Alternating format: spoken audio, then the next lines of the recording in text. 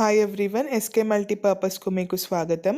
ఈరోజు మన ఛానల్లో ఎంతో టేస్టీగా ఉండేటటువంటి మష్రూమ్ కర్రీని ధాబా స్టైల్లో ఎలా తయారు చేసుకోవాలో చూసేద్దాం.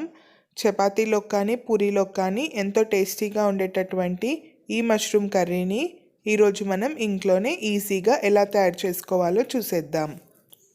ముందుగా మనం ఇలా ఒక బౌల్ని తీసుకోవాలి. అందులోకి కట్ చేసి పెట్టుకున్నటువంటి మష్రూమ్ ముక్కలన్నిటినీ వేసుకోవాలి. గోరువెచ్చటి నీళ్ళల్లో కొద్దిగంత పసుపుని వేసి ఈ మష్రూమ్ ముక్కలన్నిటినీ బాగా శుభ్రంగా కడుక్కోవాలి.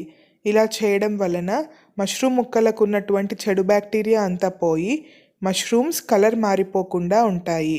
ఇలా కడుక్కున్నటువంటి నీటినన్నిటినీ వడకట్టుకొని ఈ మష్రూమ్ ముక్కల్ని పక్కకి పెట్టుకోవాలి. ఆ తరువాత పొయ్యి వెలిగించి ఇలా ఒక ప్యాన్ని పెట్టుకోవాలి, లేకపోతే ఒక గిన్నెనైనా పెట్టుకోవచ్చు. అందులోకి ఒక 10 నుంచి 15 జీడిపప్పుని వేసుకోవాలి.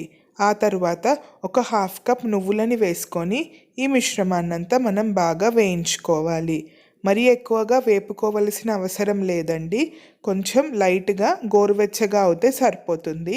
ఒక 2 నుంచి 3 నిమిషాల వరకు దీన్ని వేపుకుంటే సరిపోతుంది.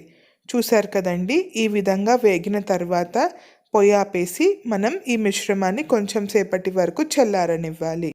చల్లారిన తర్వాత దీన్నంతా బాగా మిక్సీ పట్టుకొని ఒక ఫైన్ పేస్ట్ లాగా తయారు చేసుకోవాలి. ఇప్పుడు మళ్ళీ పొయ్యి వెలిగించి అదే ప్యాన్లోకి ఒక 2 టేబుల్ స్పూన్ల నూనెని వేసుకోవాలి.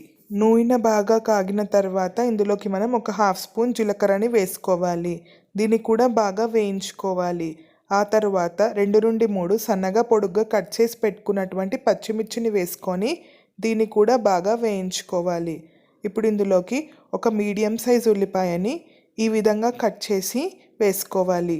దీన్ని కూడా మనం బాగా వేయించుకోవాలి.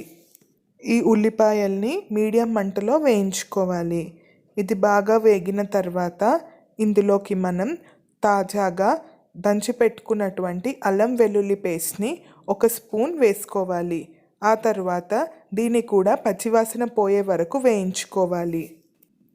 ఇదంతా బాగా వేగిన తర్వాత ఇందులోకి మనం కట్ చేసి పెట్టుకున్నటువంటి ఒక మీడియం సైజ్ టొమాటో ముక్కల్ని ఇందులోకి వేసుకోవాలి.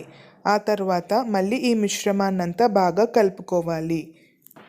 ఆ తర్వాత ఇందులోకి రుచికి సరిపడినంత ఉప్పు, 1/4 స్పూన్ పసుపు, 1 టేబుల్ స్పూన్ కారం, 1 టీ స్పూన్ ధనియాల పొడి, 1 టీ స్పూన్ జీలకర్ర పొడిని వేసుకోవాలి. ఆ తర్వాత ఈ మిశ్రమాన్నంతా మనం బాగా కలుపుకోవాలి.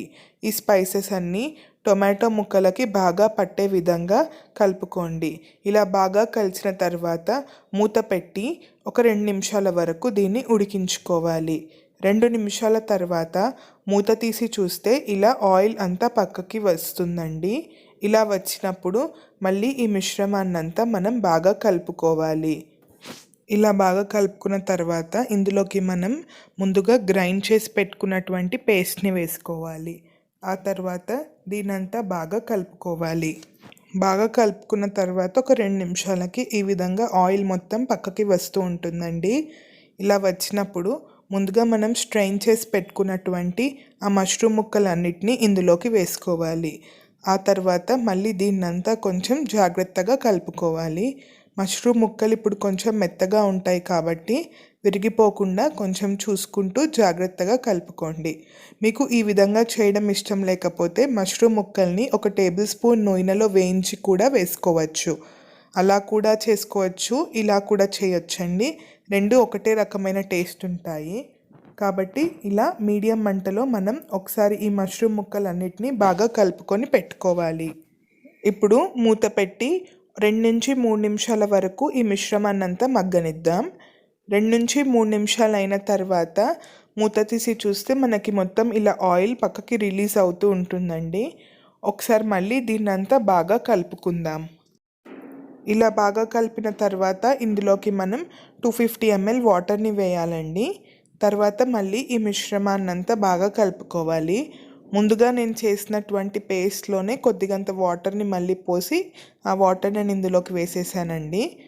ఇలా మొత్తం ఈ మిశ్రమంనంతా బాగా కలుపుకున్న తర్వాత మళ్ళీ మూత పెట్టి ఇప్పుడు ఒక 5 నుంచి 7 నిమిషాల వరకు దీన్ని మనం బాగా ఉడికించుకోవాలి.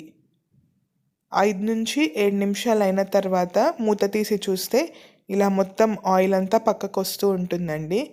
ఇప్పుడు మనం తాజాగా కోసి పెట్టుకున్నటువంటి కొత్తిమీరని ఇందులోకి వేసుకుందాం. మళ్ళీ ఈ మిశ్రమాన్నంతా బాగా కలుపుకోవాలి. అంతేనండి, ఎంతో ఈజీగా మన ఇంట్లోనే దాబా స్టైల్లో మష్రూమ్ కర్రీ రెడీ అయిపోయింది. మీరు కూడా దీన్ని డెఫినెట్గా ట్రై చేసి ఎలా వచ్చిందో నాకు కామెంట్ సెక్షన్లో తెలపండి. మన ఛానల్కు సబ్స్క్రైబ్ చేయండి. Thank you for watching.